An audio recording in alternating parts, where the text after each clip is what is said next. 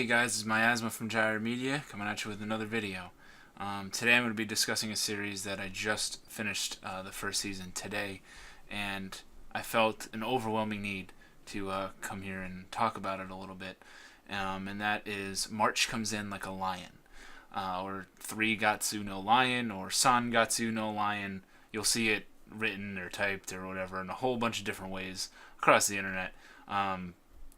I usually call it March Comes In Like a Lion, but regardless of what you want to call it, it is a tremendous, tremendous show, and I highly recommend that you go watch it.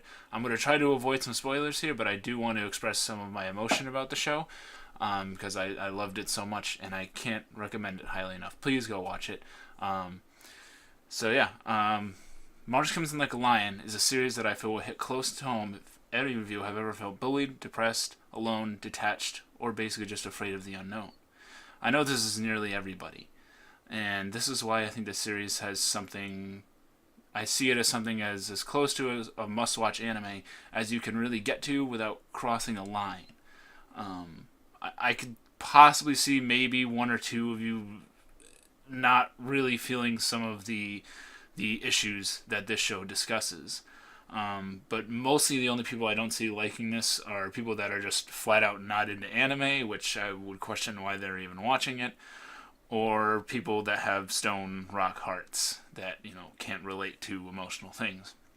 But if you're a normal human, like me, who has dealt with social and interpersonal issues, you will heavily enjoy this show. March Comes In Like a Lion follows Rei Kiriyama, a teenage professional shogi player. And if you don't know what shogi is, don't really worry. I didn't really know much either. I'd seen people playing it in anime once in a while, but it's similar to chess from what I've been told and from what I gathered in the show. They don't delve into like a ton of the rules in the show. They explain it a little bit, but I wouldn't worry too much because it's not. I wouldn't say it's super necessary to understand the show. You'll probably get more out of it if you know more than I did. I would say because it's the central theme of the show. But yeah, it's about shogi. Ray is an anomaly in his field as he's very young. He's become a professional player at the age of 17, which is definitely a rarity. It seems like that the generations that play this game are sort of older, and it's even said a couple times in the series. Now, one would think that such a young and upcoming star would bleed self-confidence, but this isn't the case. Quite the opposite. Ray is a very detached, lonely teenager who has his own place and is somewhat of a shut-in. This show is dark at times as it hits the depression chords right from the start, as we learn that Ray's family died years prior in an accident. Ray was adopted into a shogi family, raised by one of his late father's friends. But Ray kind of becomes a black hole within this family, as he kind of screws up the dynamic, as he is so naturally good at the game and has a whole lot of determination and will to get better that he easily surpasses his 2 siblings. And this spirals into strained relationships with his siblings and him absorbing pretty much all of his father's affection. At least that's the viewpoint that we sort of get from his siblings and sort of from Ray himself. Ray kind of looks down upon himself for sort of existing in a way, and I found that kind of depressing, but I could totally see that happening in real life. Flash forward to the present. Ray lives alone and is a minimalist with next to nothing in his apartment. He often talks about how he often sees the world in black and white. He doesn't see the color of the world anymore. And he just has sort of a negative outlook on everything besides shogi, and especially upon himself. His lone connections to actually interacting with people are his shogi matches. There's this one teacher at his school who is kind of a comedic character that he has a relationship with. They have some comedy banter back and forth, but they do have some serious conversations later on in the show. And I would say his biggest interpersonal connection are these 3 siblings, Akari, Hinata, and Momo, who are of various ages. I would say the oldest one is in her 20s or so, and then there's one that's a teenager, and then there's one that's a very, very young girl.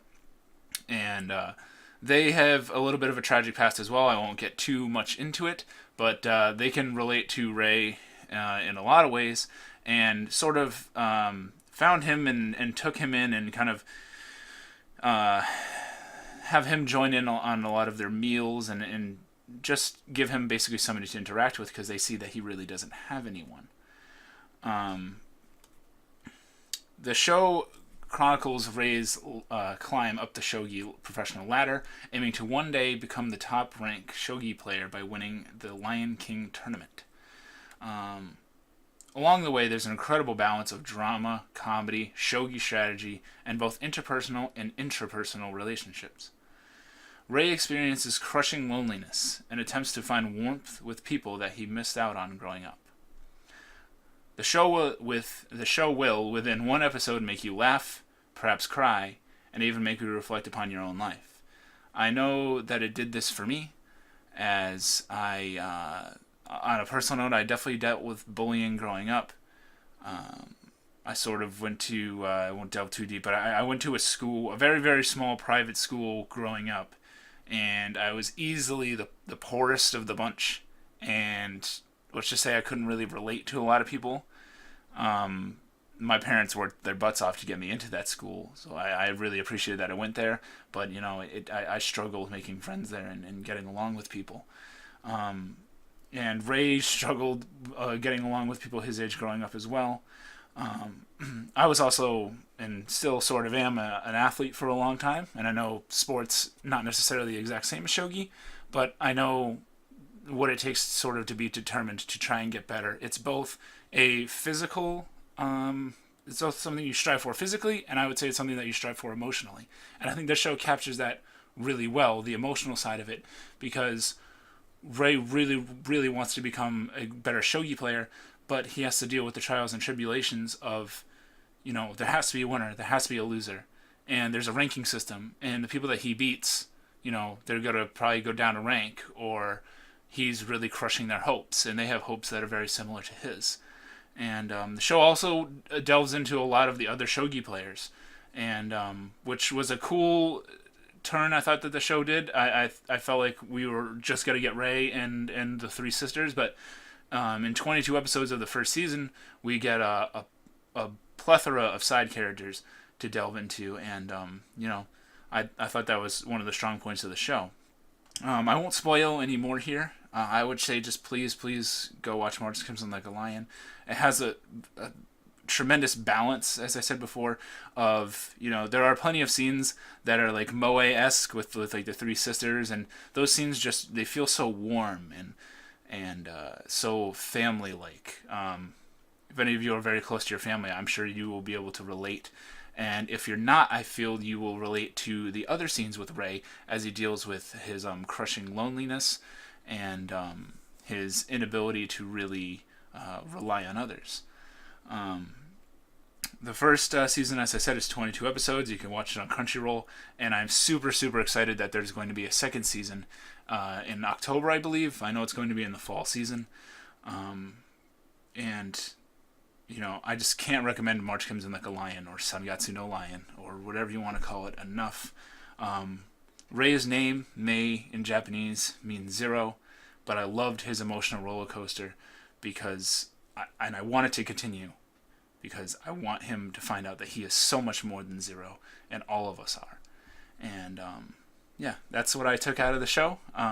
If you've got something to say about the show, if you agree with me, if you disagree, if you didn't like it, please let me know down below. But yeah, guys, as always, this is Miasma from Gyre Media, signing out.